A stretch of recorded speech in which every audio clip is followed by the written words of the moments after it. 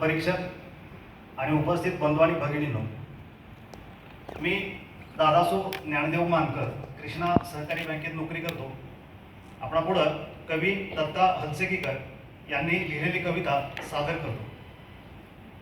कवितेचं नाव आहे उंची. ज्यांची बाग फुलून आली, ज्यांची बाग फुलून आली, त्यांनी दोन फुले द्यावीत. ज्यांचे सूर जुळून आले, ज्यांचे सूर जुळून आले, त्यांनी दोन गाणी द्यावीत.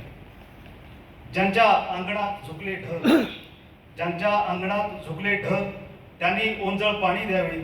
आपले श्रीमंत हृदय रिते करून भरून घ्यावे.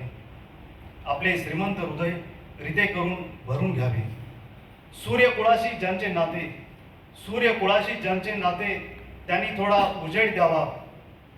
युगायुगांचा अंधार जेते, पहाटेचा गाव न्यावा, पहाटेचा गाव न्यावा.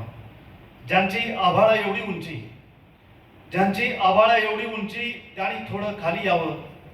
मातीत ज्यांचे जन्म मळले, मातीत ज्यांचे जन्म मळले, त्यांना थोडं वरती घ्यावे, त्यांना थोडे वरती घ्यावे. या कवितेतून दिलेला संदेश आणि स्वर्गीय अप्पासाहेबांनी जनसेवेचा दिलेला वसा आणि वारसा पुढे नेत सामान्य माणूस, वंचित, पीडित, अभावग्रस्त तसेच मातीत ज्यांचे जन्म मळले त्यांना वरती घेण्यासाठी कृष्णा परिवाराच्या प्रत्येक संस्थेच्या माध्यमातून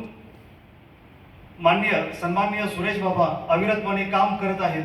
अशा सुरेश बाबांना वाढदिवसाच्या हार्दिक शुभेच्छा. धन्यवाद.